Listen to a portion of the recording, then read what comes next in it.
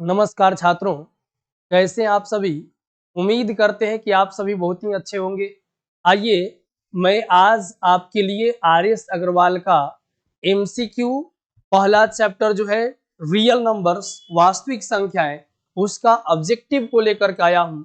जैसे आप यहां पर स्क्रीन पर देख रहे होंगे, यहां पर लिखा गया ideal 30 classes chapter wise test for class 10th maths की बात है। और यहाँ पर मेरे मित्र आप देख रहे होंगे रियल नंबर्स के बारे में। यहाँ पर आप देख रहे होंगे लिखा गया है रियल नंबर्स और वास्तविक संख्याएं। मेरे मित्र आप उम्मीद करके हमारे साथ जुड़िए। मैं बहुत ही जल्दी आपके साथ लाइव क्लास लूंगा। थोड़ा सा अभी और सारी चीजें स्टूडियो सेटअप में जो है थोड़ा सा कमी रह गई है, इसको मैं सुधारते हुए और बहुत जल्दी आपसे लाइव क्लास ले करके और आपकी डिमांड पर वीडियो को बनाऊंगा। तब तक के लिए आइए हम लोग ऑब्जेक्टिव एमसीक्यू वास्तविक संख्याओं का हम लोग जो है देखते हैं। आइए फिर से ऑब्जेक्टिव की तरफ। मेरे मित्र आप यहां पर देख रहे होंगे पहला क्वेश्चन दिया गया है, यूक्लिड के विभाजन प्रमेयिका से यदि ए तथा बी, यूक्लिड के विभाजन प्रमेयिका से यदि ए तथा बी दो धनात्मक पूर्णांक हो तो क्यू तथा आर इस प्रकार एकल पूर्णांक से जुड़े हैं कि ए बराबर यहां पर जो है दिया गया बी क्यू प्लस आर। मेरे मित्र याद रखेंगे जो यूक्लिड विभाजन एल्गोरिदम के बारे में, यूक्लिड विभाजन एल्गोरिदम इसके बारे में अगर याद रखेंगे कि यूक्लिड विभाजन एल्गोरिदम क्या है, तो यहां पर याद रखेंगे ए बराबर बी क्यू प्लस आर और यहां पर रेस्ट्रिक्शन होगा कि आर जो होगा रिमाइंडर जो होगा वह 0 के बराबर या 0 से बड़ा होगा जबकि बी से छोटा होगा। और इस तरह का ऑप्शन आपको यहां पर सी में दिखाई दे रहा होगा, ए बराबर B Q plus R, R जो होगा वह 0 से बड़ा या 0 के बराबर परंतु बी से छोटा है। तो इस प्रकार से ऑप्शन बी चला जाता है। मेरे मित्र यूक्लिड विभाजन जो एल्गोरिदम है, यूक्लिड विभाजन एल्गोरिदम जो है ये कोई नया कॉन्सेप्ट नहीं, जो हम लोगों ने भाग को पढ़ रखा है। जैसे आपने यहां पर थोड़ा सा आप देखेंगे क्या, इसको आप पढ़ते हो भाज्य, यह भाज्य है, यह भाजक है, यहां पर भागफल होता है और यहां पर मेरे मित्र शेषफल होता है नीचे में, यहां पर नीचे में शेषफल होता है। इन चीजों पर आप यदि गौर करें तो यूक्लिड ने क्या किया कि भाज्य को ए, भाजक को बी, यहाँ भागफल को क्यू तथा शेषफल को आर मान लिया। और आप पढ़ते एक फॉर्मूला पढ़ते आए हैं सदियों से, भाज्य बराबर भाजक गुना भागफल प्लस शेषफल। मेरे मित्र यहां पर आप देख रहे हो कि भाज्य को मैंने ए मान लिया है, भाजक को बी मान लिया, भागफल को क्यू मान लिया और शेषफल को आर मान लिया। तो देखेंगे कि ए बराबर बी क्यू प्लस आर, यह एक रिलेशन मिल गया। और इसी ने यूक्लिड ने तो यही चीजों को बताया था।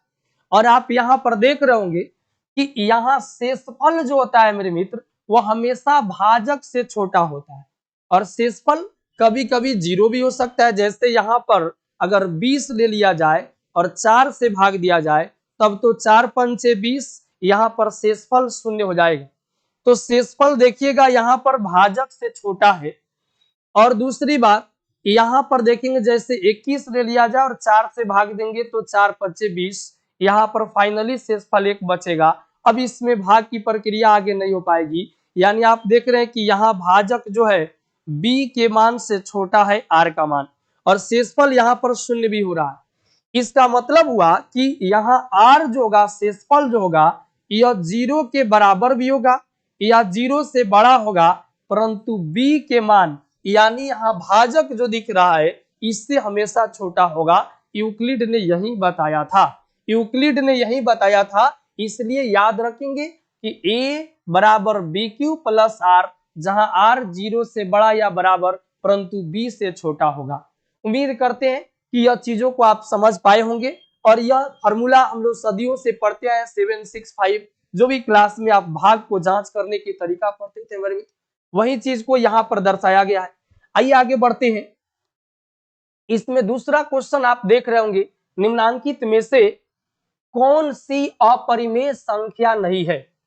निम्नांकित में से कौन सी अपरिमेय संख्या नहीं है? तो आइए यहां पर हम लोग देखते हैं। जैसे मेरे मित्र यहां पर एक चीज देख रहे होंगे, यहां पर आप देख रहे होंगे क्या कि 5 माइनस रूट 3 यह अपरिमेय होगा। एक परिमेय एक अपरिमेय का अंतर अपरिमेय है। यहां पर आप देख रहे हैं 4 और रूट 2, तो रूट 2 अपरिमेय है, इसलिए 4 प्लस रूट 2 का यानी योगफल भी अपरिमेय होगा। और रूट 5 प्लस रूट 3 यह भी अपरिमेय है।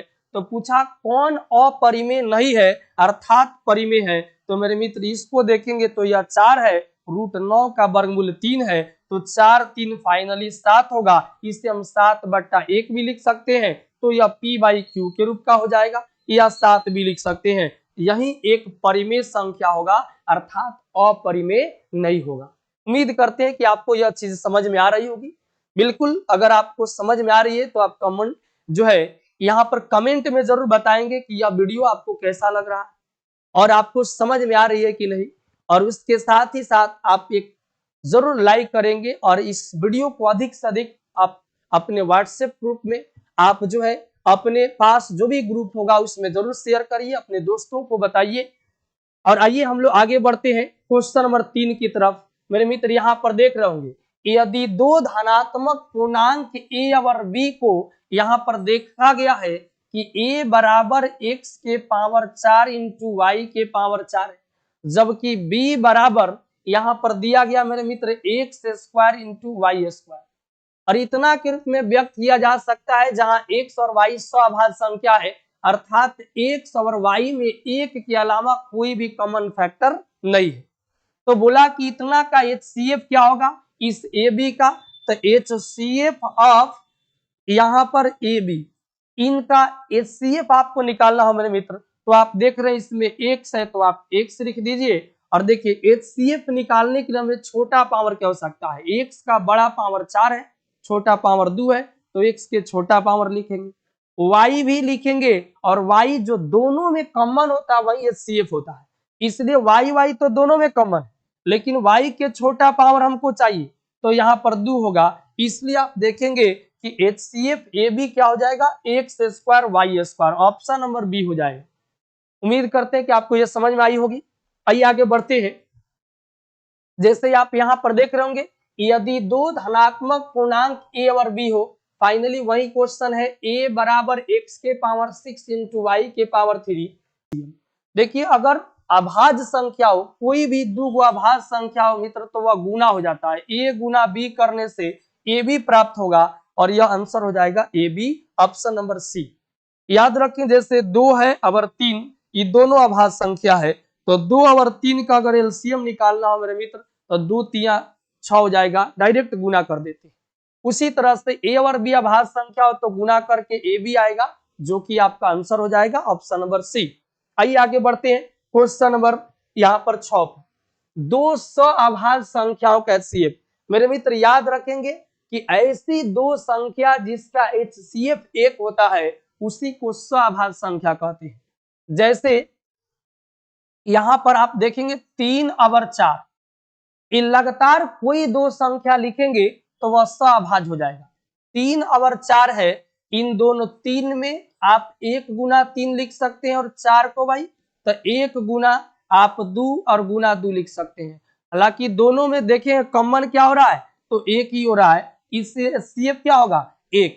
तो याद रखेंगे कि दो अभाज्य संख्याओं का HCF 1 होता है, दो अभाज्य संख्याओं का HCF 1 होता है, इसे बनाने की कोई आवश्यकता नहीं। इसे हम लोग ऐसे ही याद रखेंगे कि कोई दो लगातार संख्या यदि लिख लिया जाए तो वह अभाज्य संख्या होगा। जैसे 4 5 ले लो, 5 6 ले लो, यह सभी अभाज्य संख्या का, यह सभी जो होगा यह अभाज्य संख्या होगा, क्योंकि कोई दो संख्याओं का यदि HCF आपका 1 होगा तो वह अभाज्य संख्या कहलाएगा। आइए आगे बढ़ते हैं क्वेश्चन नंबर 7 की तरफ। देख रहे होंगे निम्नलिखित गुणनखंड वृक्ष में x का मान बताइए। मेरे मित्र ऐसा जब भी क्वेश्चन आए तो बहुत ही सिंपल होता है। जैसे आप देख रहे होंगे 2 और 3 से गुना करके यहाँ 6 लिखा जाएगा, 6 में 5 से गुना करेंगे तो 30 होगा, यहाँ 30 लिखेंगे और 30 में 5 से गुना करेंगे तो फाइनली 150 आ जाएगा।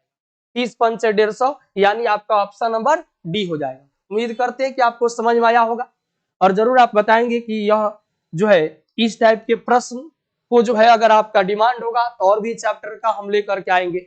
जैसे यहाँ पर देख रहे होंगे 2 क्रमिक सम संख्याओं का HCF क्या होगा। देखिए कोई भी क्रमिक सम संख्या पूछे, जैसे देखिए क्रमिक बोले तो 2, 4, 6, 8, 10 यह क्रमिक संख्या है और सभी सम संख्या है। तो क्रमिक सम संख्या है तो कहा 2 क्रमिक सम संख्या, जैसे 2 और 4 है, 2 और 4 हुआ, इसका HCF पूछे। याद रखेंगे कोई भी 2 क्रमिक मतलब होता है लगातार, कोई 2 लगातार सम संख्या लिखा जाए तो उसका HCF मेरे मित्र 2 होगा।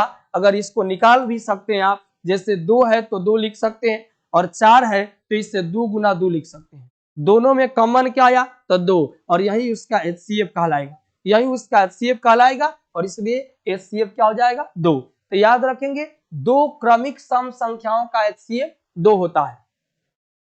अगला क्वेश्चन होगा छोटी से छोटी भाज्य एवं अभाज्य संख्याओं का HCF तथा LCM का गुणनखंड चाहिए।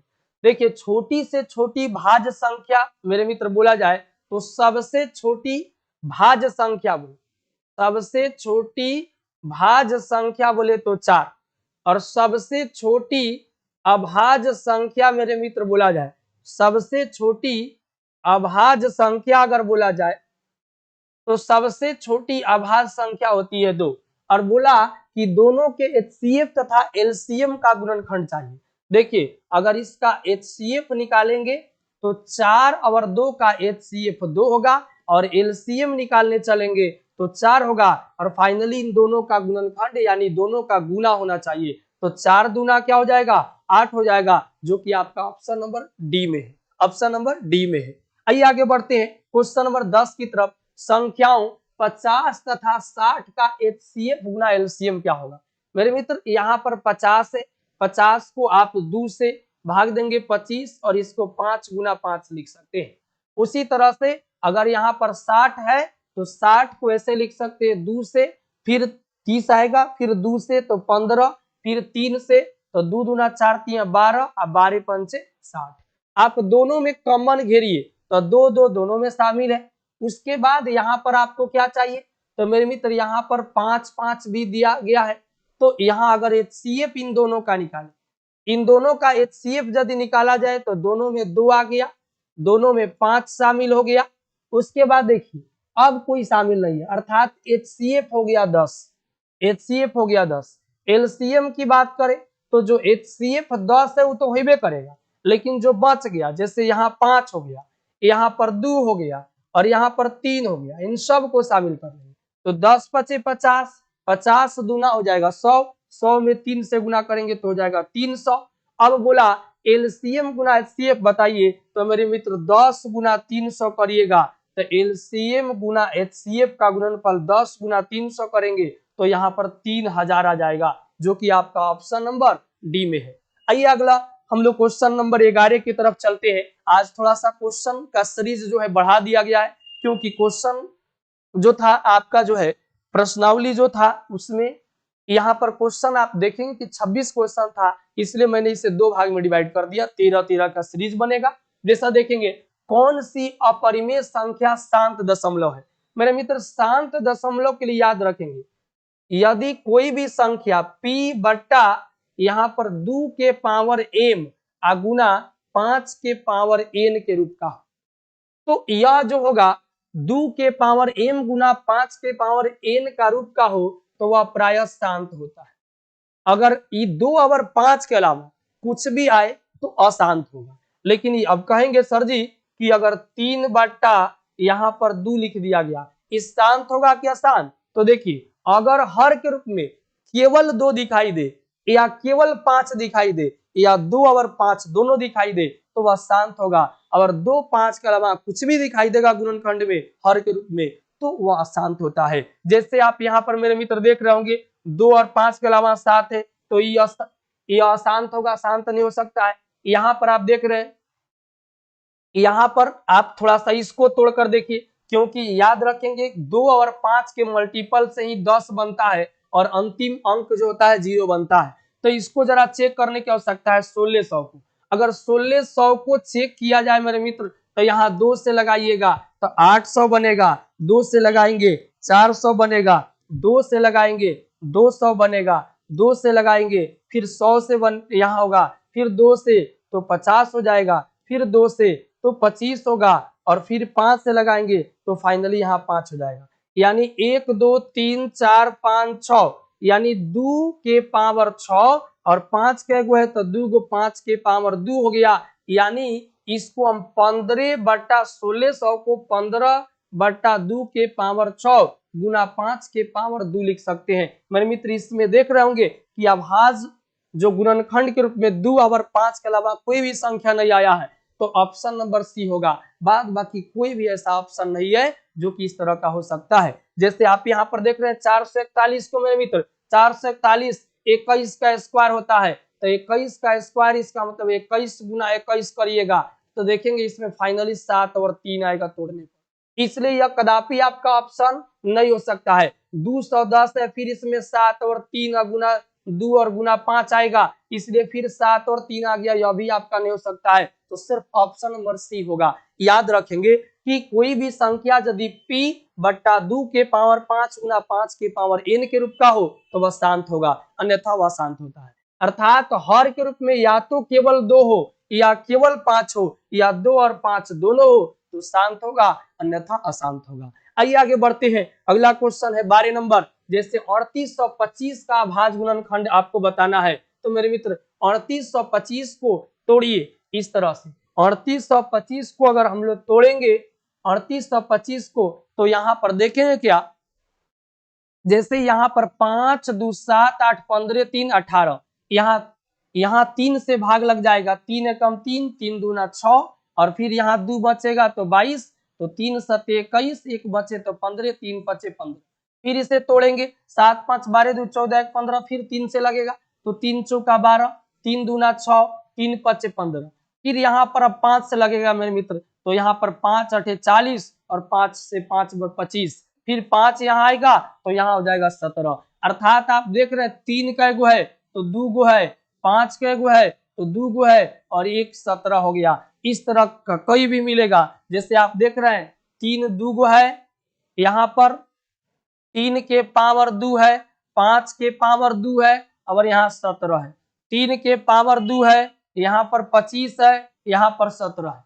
तो मेरे मित्र दोनों तो एक ही बात है, 3 के पावर 2 5 के पावर 2 35 है, 3 के यहाँ 3 गुना 5 के पावर 2 21 है। आप यहाँ पर देख रहे होंगे कि 3 के पावर 2 5 के पावर 2 17, इसमें आपका यहाँ दोनों ऑप्शन जा सकता है, यह 3 के पावर 2 25 और 17 या 3 के पावर 2 5 के पावर 2 और 17, यानी इसमें सी और डी दोनों हो सकता है। हालांकि इस तरह